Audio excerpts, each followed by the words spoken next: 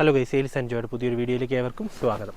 അപ്പോൾ ഇന്നത്തെ ഈ വീഡിയോയ്ക്കകത്ത് ഞാൻ നിങ്ങളോട് ഷെയർ ചെയ്യാൻ പോകുന്നത് വളരെ ഇമ്പോർട്ടൻ്റ് ആയിട്ടുള്ള നിങ്ങൾ അറിഞ്ഞിരിക്കേണ്ട ഒരു ഇൻഫർമേഷൻ നിങ്ങളിലേക്ക് എത്തിക്കാൻ വേണ്ടിയാണ്. ഞാനിപ്പോൾ ഇത് പല സൈറ്റുകളിലും അതേപോലെ തന്നെ പല മീഡിയാസിലും നോക്കിയിട്ട് ഇതിനെക്കുറിച്ച് വേണ്ടത്ര ഒരു ന്യൂസസോ കാര്യങ്ങളോ ഒന്നും അങ്ങനെ വന്ന് കണ്ടില്ല. ചെറിയൊരു ഹെഡ്ലൈൻ അല്ലെങ്കിൽ ചെറിയൊരു ന്യൂസായിട്ട് മാത്രമായിട്ട് ഇത് ഒതുങ്ങിപ്പോയി. പക്ഷേ ഇത് ആളുകൾക്ക് ഒത്തിരി ഹെൽപ്ഫുൾ ആവുന്ന, ആളുകൾക്ക് ഇത് തീർച്ചയായിട്ടും അറിഞ്ഞിരിക്കേണ്ട ഒരു കാര്യം കൂടെയാണ്. സോ അതുകൊണ്ടാണ് ഈ വീഡിയോ നിങ്ങളിലേക്ക് എത്തിക്കുന്നത്. അപ്പം നമ്മൾ പല ആളുകൾക്ക് ഹെൽത്ത് ഇൻഷുറൻസ് പോളിസി ഉള്ള ആളുകളാണ് അല്ലേ?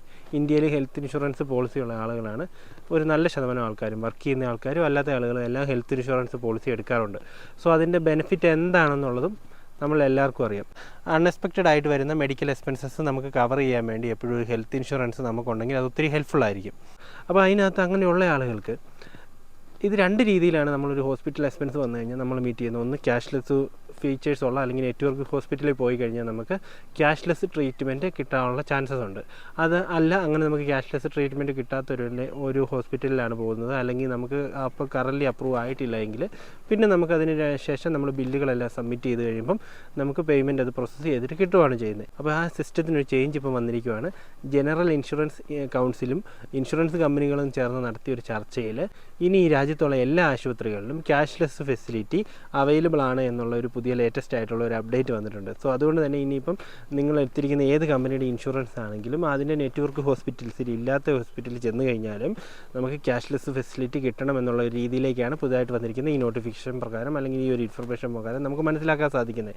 ഇത് നിങ്ങൾക്ക് ഇതിൻ്റെ ഡീറ്റെയിൽസ് എല്ലാം വായിച്ച് മനസ്സിലാക്കാൻ വേണ്ടി ഞാൻ ഇതിനെക്കുറിച്ചുള്ള ആർട്ടിക്കിൾസ് നമ്മുടെ ഈ വീഡിയോയുടെ ഡിസ്ക്രിപ്ഷനിൽ ആഡ് ചെയ്തേക്കാം. നിങ്ങളതൊന്ന് ചെക്ക് ചെയ്ത് നോക്കുക. സോ അതേപോലെ തന്നെ ഇനിയിപ്പോൾ നിങ്ങൾക്ക് ഒരു ഹോസ്പിറ്റൽ എക്സ്പെൻസസ് ഒക്കെ അല്ലെങ്കിൽ ഹോസ്പിറ്റൽ എമർജൻസീസ് ഒക്കെ വരുന്ന സാഹചര്യങ്ങളിൽ നിങ്ങൾക്ക് ഇത് ഉറപ്പായിട്ട് യൂസ്ഫുൾ ആവും. സോ അതുകൊണ്ട് നിങ്ങൾ ഇനിയിപ്പോൾ ഈ രാജ്യത്തുള്ള ഏത് ഹോസ്പിറ്റലിലും നിങ്ങൾക്ക് അഡ്മിറ്റ് ആവാനും ക്യാഷ്ലെസ് ഫെസിലിറ്റി കിട്ടാനുള്ള ഒരു ചാൻസസും ഇതിനകത്ത് ഈ വഴി നമുക്ക് കിട്ടുന്നതായിരിക്കും. സോ അതേപോലെ തന്നെ നിങ്ങൾക്ക് പ്ലാൻഡ് ആയിട്ടുള്ള ഹോസ്പിറ്റൽ വിസിറ്റ് ആണെങ്കിൽ 48 hours മുമ്പ് നമ്മൾ ഇൻഷുറൻസ് കമ്പനിയെ അറിയിക്കണം അത് എന്നൊരു റൂളുണ്ട്. അതല്ല ഇനി എമർജൻസി കേസസ് ആണ് വരുന്നതെങ്കിൽ എന്താണെന്നല്ലേ, അങ്ങനെ വന്നു കഴിഞ്ഞാൽ നമ്മൾ അവിടെ ചെന്ന് അഡ്മിറ്റ് ആയതിനു ശേഷം 48 മണിക്കൂറിനുള്ളിൽ ഇൻഷുറൻസ് കമ്പനി അത് അറിയിക്കുക. സോ ഇതാണ് ഇപ്പം വന്നിരിക്കുന്ന ലേറ്റസ്റ്റ് ന്യൂസ് പ്രകാരം നമുക്കറിയാൻ സാധിച്ചിരിക്കുന്നത്. അപ്പോൾ ഈ വീഡിയോ എല്ലാവർക്കും ഹെൽപ്ഫുൾ ആവുമല്ലേ? സോ ഇത് മീഡിയാസിൽ അധികം കണ്ടില്ല.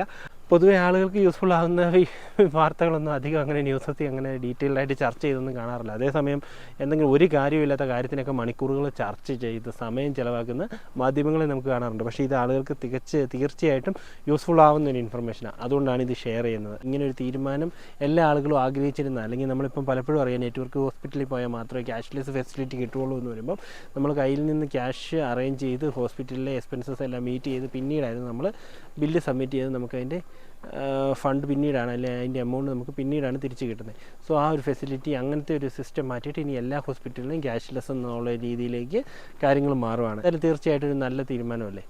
സോ എനിക്കത് കേട്ടപ്പോൾ ഒരു നല്ല തീരുമാനമായിട്ട് തോന്നി. അപ്പോൾ ഈ വീഡിയോ നിങ്ങൾക്ക് യൂസ്ഫുൾ ആയെന്ന് വിചാരിക്കുന്നു. അപ്പോൾ ഈ വീഡിയോ ഇഷ്ടപ്പെട്ടെങ്കിൽ ഈ വീഡിയോ ഒന്ന് ലൈക്ക് ചെയ്യുകയും അതേപോലെ തന്നെ നിങ്ങളുടെ വിലയേറിയ കമൻറ്റ്സ് നമ്മുടെ കമൻറ്റ് ബോക്സ് വഴി അറിയിക്കുകയും ചെയ്യുക. അതേപോലെ ഈ വീഡിയോ ഒന്ന് ലൈക്ക് ചെയ്യുന്ന കാര്യം കൂടെ പരിഗണിക്കുക. അതായിരുന്നു ഇന്നത്തെ വീഡിയോ. അപ്പോൾ ഇനി മറ്റൊരു വീഡിയോ ആയിട്ട് നമുക്ക് കണ്ടുപിടുത്തണം വരെ. Take care, by.